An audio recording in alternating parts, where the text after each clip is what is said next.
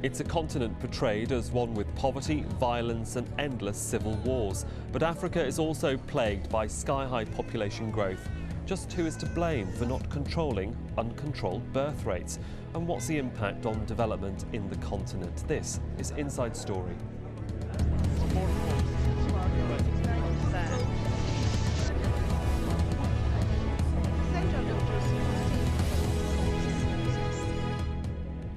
Hello and welcome to the programme. I'm Sohail Rahman. 4 babies are born every second across the world. Many are born in abject poverty and many more will descend into poverty and starvation as the world's population explosion continues. The planet's 6 billion population is expanding, with the biggest booms happening in less developed areas. In Africa, the population has just exceeded 1 billion and that's set to double by the year 2050. Nigeria is the continent's most populated country with 153 million people, and that's been predicted to rise to a whopping 285 in just 40 years' time. Well, joining us today to discuss Africa's population problems from Nairobi, we have Ezeh, who is director of the African Population and Health Research Centre. From London, we're joined by Cameron Dudu, a writer on African affairs. And finally, we have Mary Maredios Kent, a senior demographic editor at the Population Referendum Bureau from Washington, D.C. Alex, if I could come to you first in Nairobi. Over the past 60 years, according to health officials, the population rate in the developed world has been reduced by half, yet Africa has quadrupled, creating more pressure on a continent, as we said, ravaged by drought, war and civil strife, as well as climate change. Why are people having more children on the continent? Thanks, Sohail. It's a pleasure to be on the program. Many parts of the world, people have had very large family sizes, and over time we've seen that number drop. In Africa, I think that decline only started very recently, but before that, there are many reasons why women have too many children. One of them is the fact that on average in Africa, they still desire to have too many children, which is a problem in and of itself. Mary Kent, can I bring you in here from Washington, D.C.? You can give us also an overview of the continent. I mean, how acute is the problem? Yes, good morning. Well, as you pointed out in the introduction, it's the population of the continent has passed 1 billion. It's on track to double by the mid-century, probably. And that's driven by the high birth rates that you're talking about. Some countries, some areas of Africa you have seen decline. The northern Africa and some of the southern cone countries have seen their birth rates decline. But in general, there hasn't been as much of a decline, I think, as people expected a few decades ago, and it hasn't fallen as far or as fast as we expected. And what that is doing is it's creating maintaining a very young population.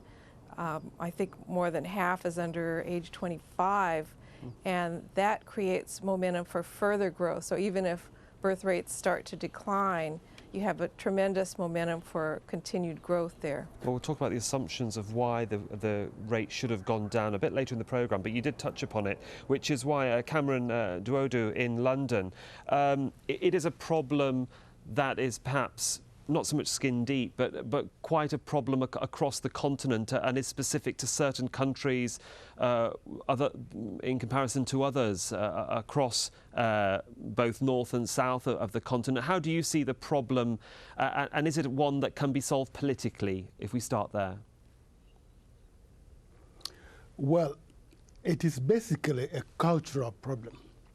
As we speak right now, there are 26 million people in danger of actually dying out of starvation because they haven't had any rains to give them the crops that feed them. In Eastern Africa, if you see the pictures of the dying animals and the populations running and around looking for water, if they saw this program, they would consider it very ironical and cruel. These people are actually basically at the sharp end of extinction. And we're talking about a population explosion. It isn't something that, you can just relate by way of figures. Malaria alone kills about 1 million African babies every year. HIV, AIDS has been used to frighten people, and therefore culturally and psychologically, people think that the only way they can maintain their populations is to go on reproducing. It is sad, but it is a fact, and therefore the solutions depend on how development can enable the message that it isn't necessary and of course, to have so many babies. Alex, Ezeh, in Nairobi, if we just keep on that sort of train of thought as such about why people are having, or why women are having so many babies, I mean, part of what Cameron said was it's a cultural problem in that young girls, for example, are married off at a very early age, and they're married off because the families can't support them, and that in the dowry that the family might get, they would maybe get money, furniture, even land in the marriage contract as such. But yet a lot of these women, a lot of these young girls, if they had the opportunity to go on to further education, could actually lift their families out of poverty. And it's changing that psychological circle, is it not? Thanks, Sohail. I think the problem in Africa is quite complex and quite varied, depending on where you look. And different factors drive this issue of very high fertility levels. The problem here is we can't generalize. When people get pregnant, when they have children, they're actually not thinking of those that have died. I know it's a major factor in some instances, but not in all. Otherwise, we will see countries like Niger and some other countries in Western Africa where fertility levels are part of the highest in the region, are not also the countries with the high levels of HIV/AIDS, or where the issue of drought is most prevalent. So we have to look at the complex issues that drive fertility in the region. Of course, there is a relationship between high levels of child death and high levels of fertility. But to a large extent, that's, I think, a smaller part of the equation when it comes to Africa. We need to look at a number of issues, one of which is the position of women and the issue of access to formal education. In most of the countries and regions in which fertility is quite high, we also have very low levels of female education, very early ages of entry into marriage. And the reason why young girls marry early is often not because they want to support their families and they want to gain money from the dowry and all that. Sometimes it is some belief that marriage can be protective of young girls in terms of HIV. But the current evidence suggests that indeed early marriage can be a major risk factor for young girls as far as HIV/AIDS infection are concerned. Mary, what does your research tell you about why girls at a very young age are getting married and having large families on the continent itself? Do you agree with what you've just heard from Alex in Nairobi? Yeah, are you talking to me? I'm sorry. Yes, Mary. Yes. Yes. I think it's, as the other speakers have said, it's culture. That's part of it. They want to have children. They want to have them right away when they get married often.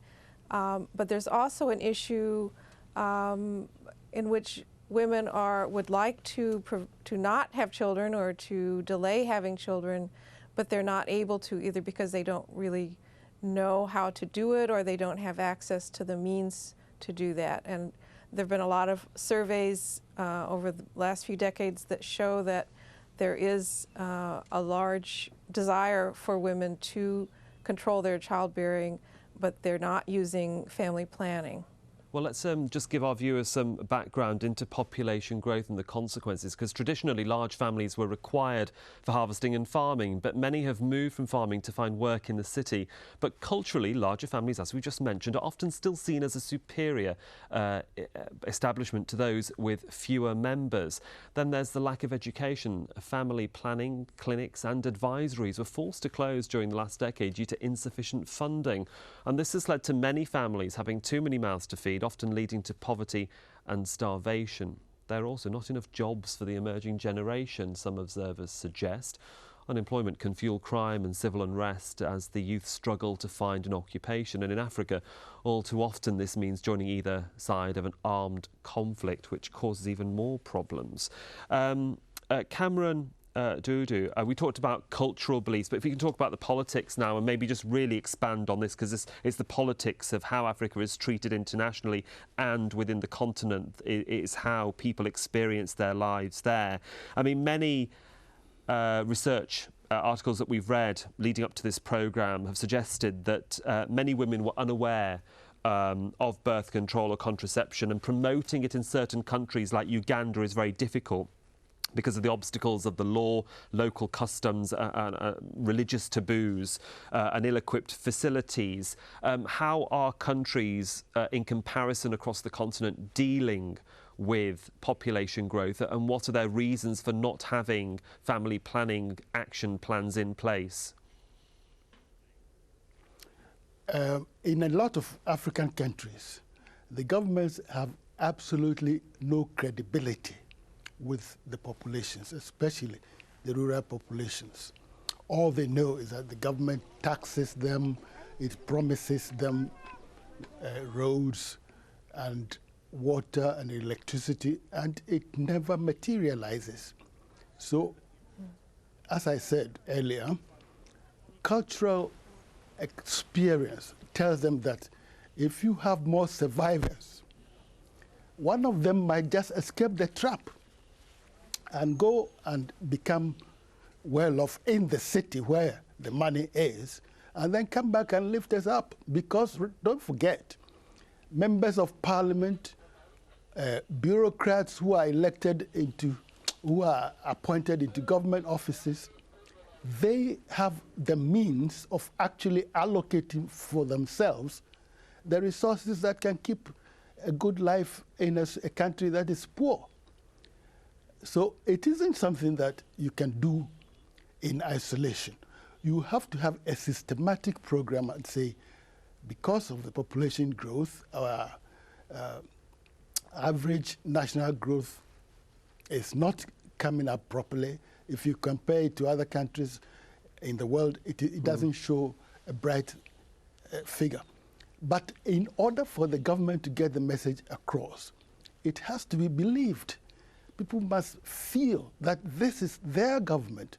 It isn't some alien entity in the city collecting money and then shouting from the rooftops that we shouldn't have in it more children, when perhaps even in the city that they are, you have polygamous ministers and presidents. Okay, well, let me just... they try to tell...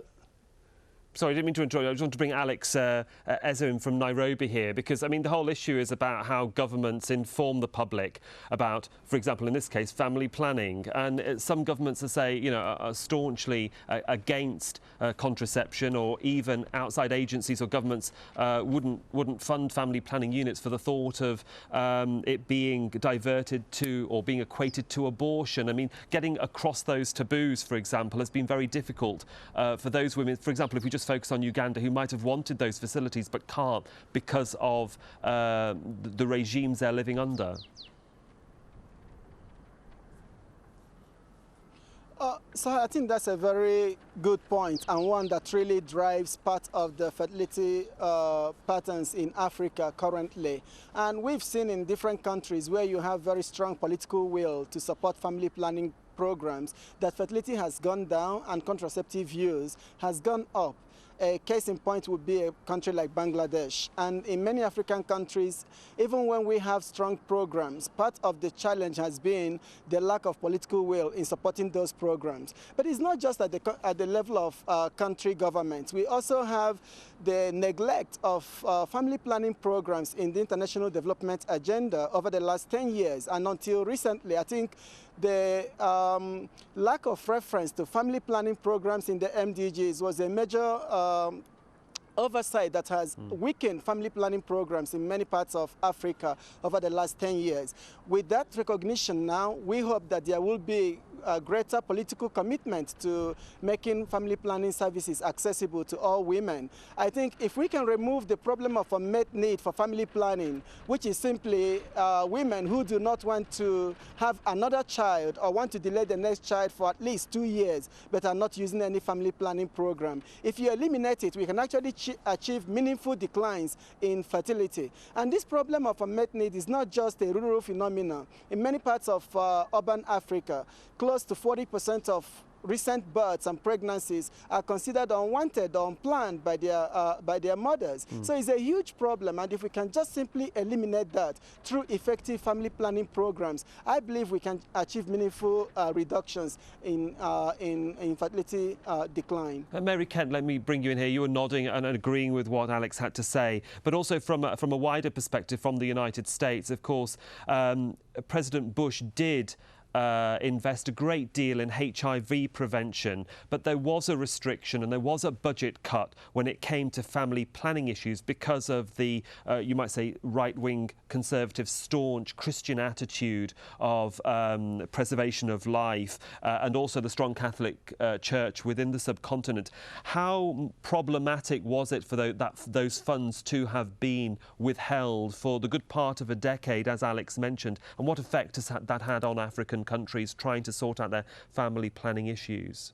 It's not only that there's political will lacking in countries, but the international donors have not stepped up to the plate, have the percent of international aid that's going to family planning has dropped a lot. I mean, even population-related aid, it's going into these other HIV or other health-related programs. And that's been a problem, and I'm hoping that it'll change. How much of a problem is it now to try and catch up? Because a decade without family planning in certain countries and certain help from the international community is having a devastating effect. How long do you think it will take to catch up, basically?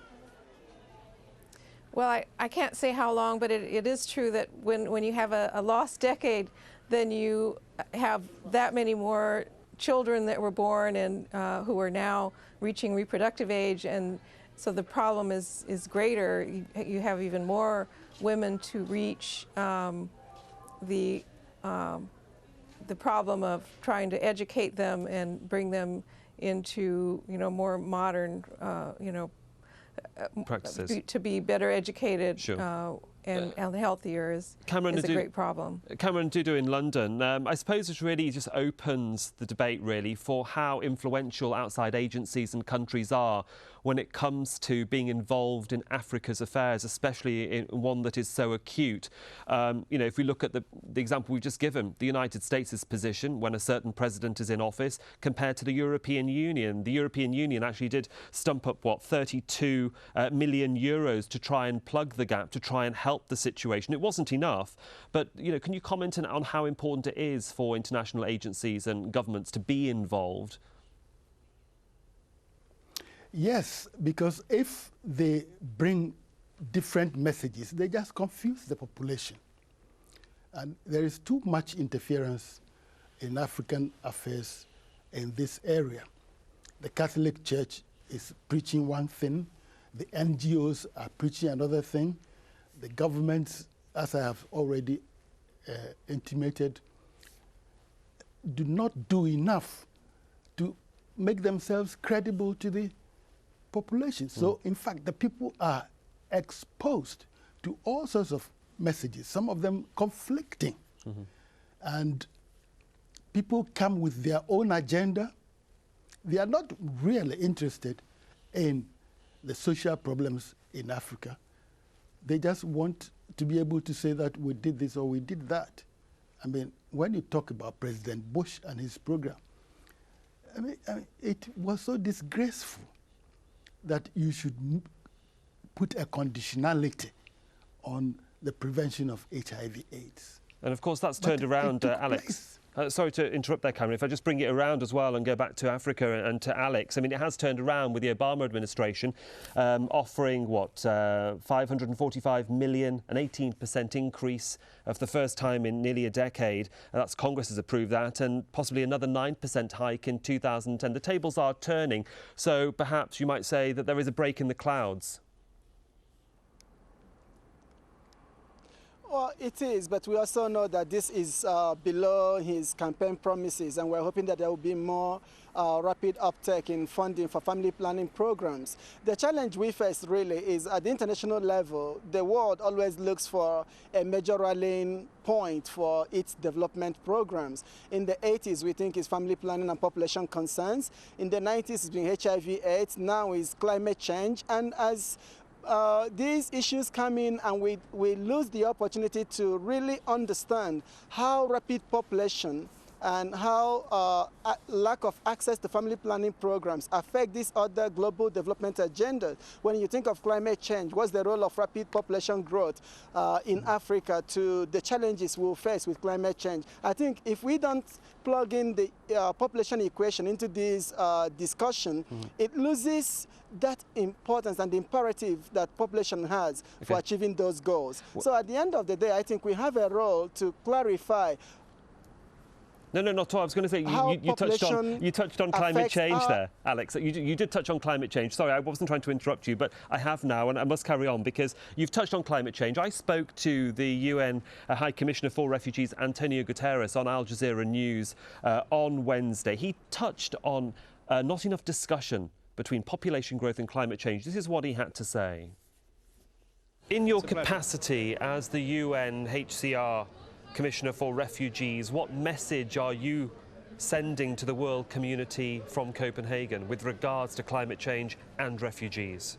Well, a very simple message. There is a very important discussion on climate change, but not enough discussion on the humanitarian impact of climate change, and especially on the impact of climate change linking with many other things, with natural disasters, with food insecurity, with water scarcity, even with conflict. There is not enough discussion about the linkage between climate change and forced displacement. People being forced to move against their will because they can no longer live there where their communities existed. Antonio Guterres talking to me on Wednesday. And Mary Kent, we're coming to the end of our programme. It seems that a solution needs to be found. Some countries, some organisations are finding that solution. What do you want to see happen in the next, certainly, year, 5 years, 10 years? Well, I think we need a greater commitment by the leadership within Africa. I think we need a greater push for education, especially for women, and also providing basic health services for women and families. And we need a greater acknowledgement that there is a great need for family planning in Africa, and that a lot of women want it and would use it if they had it, and we need to find a way to remove the obstacles to their being able to use it. OK, Mary Kent there for those final thoughts. Thank you very much for joining us, and to all of my guests in both London, Nairobi and in Washington, DC. Thank you for joining us on this edition of Inside Story. And for the record, whilst we've been on air, 1,440 babies have been born in Africa during this edition of Inside Story. It's food for thought, isn't it? Thank you for joining us on the programme. If you want to get in touch with us with any ideas for the programme, email us at insidestory@aljazeera.net. I'm Sohail Rahman. Thanks for your time and your company.